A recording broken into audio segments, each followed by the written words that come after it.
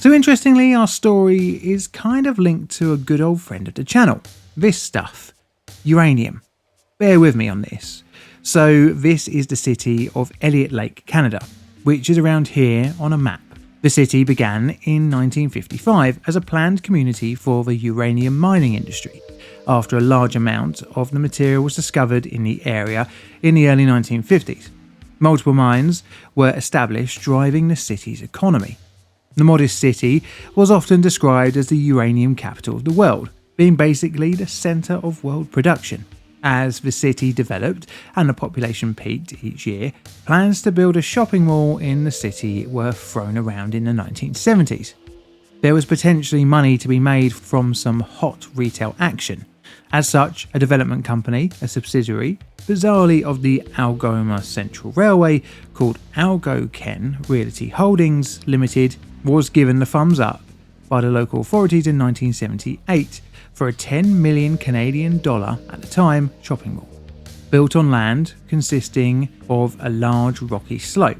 This was bought for just under $120,000 in 1979 from the city of Elliot Lake. The shopping mall would be called the Algo Centre, named after the developers, and began construction in 1979, being opened to the public in August 1980.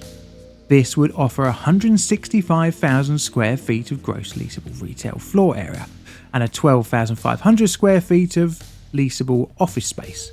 In addition to this, an 80-room hotel. So what was the design of this brand new cathedral of retail excitement? Let's look at that next.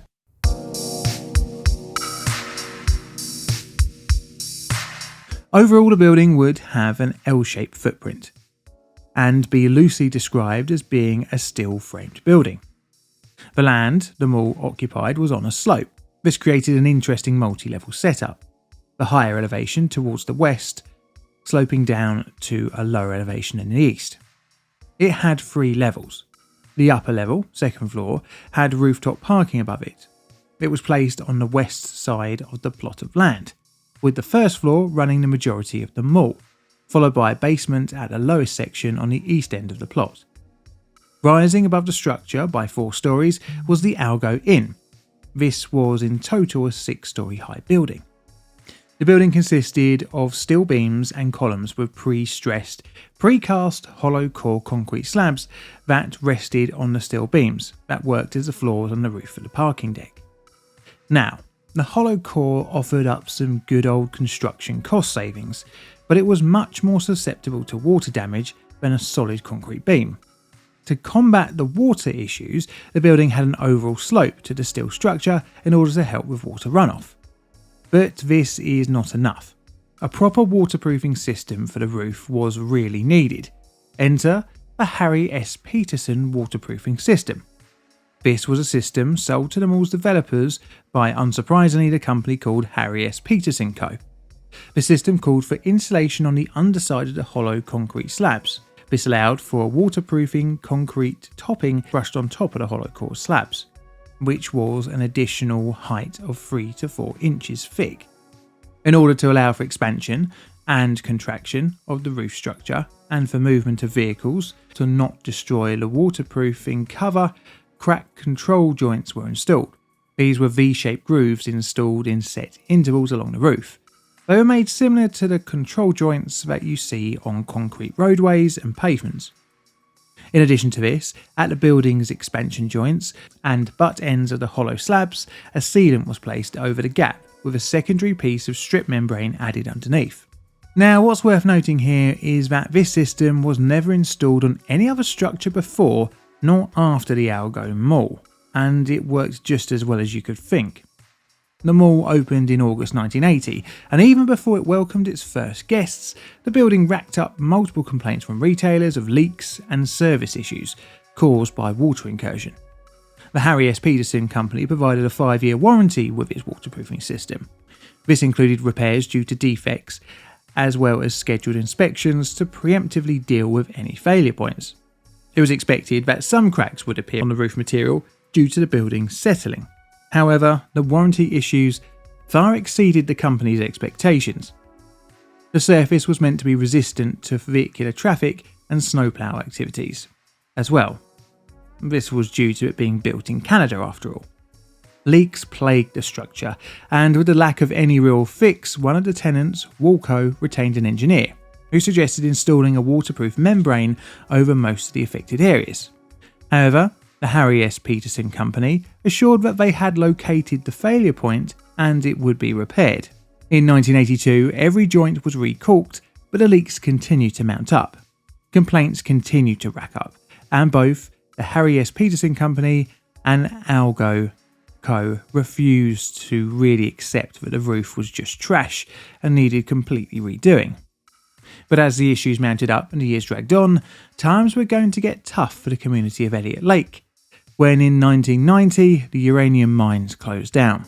This translated to financial issues for the Algo Mall as the economy began to contract.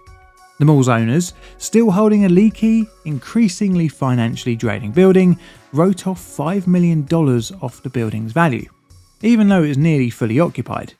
But again, things would only get worse as the 90s crawled along. A survey undertaken in 1994 would show not very good results. It was deemed that it needed a new roof covering, but the installed hollow core slabs weren't strong enough to take another covering over it. Looking to get rid of the money sink, the building would be sold off to Elliot Lake Retail Living in 1999. Not much was made of improving the roof, instead the company investing money in other pursuits. In 2005, the building was sold yet again to Eastwood Mall Incorporated, Toronto.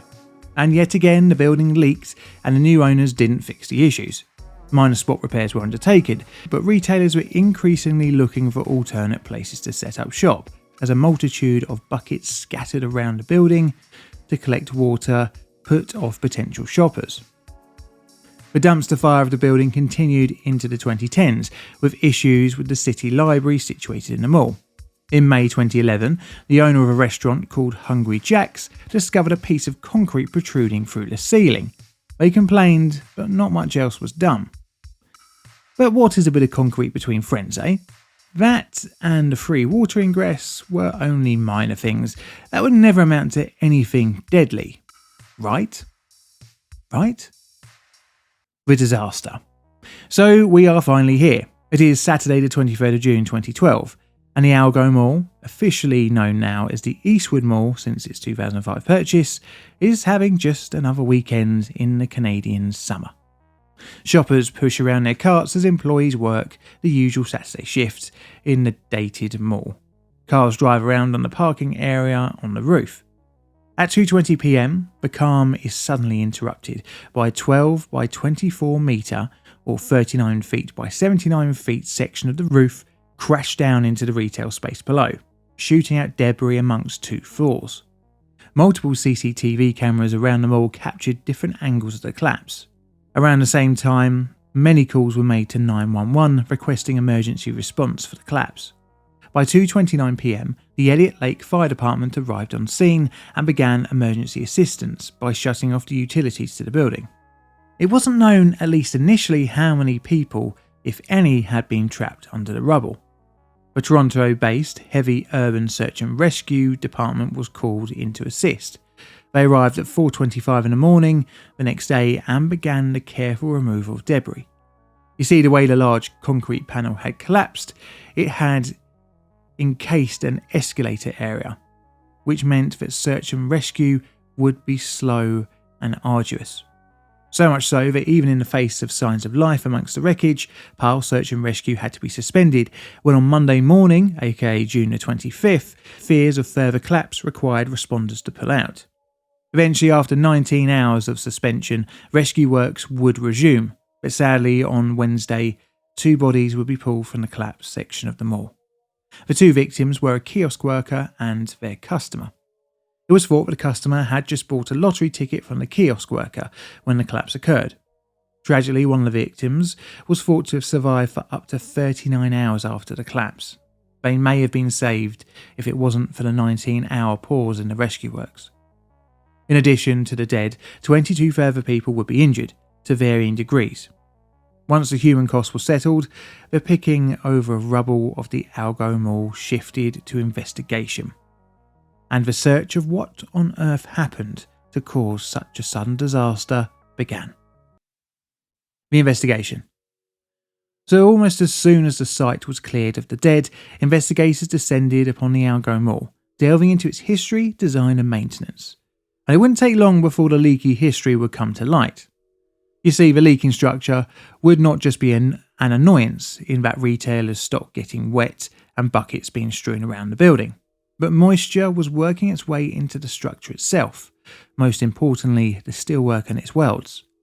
An engineering firm based in Ontario would be contracted by the Ontario Provincial Police for a forensic study of the structure.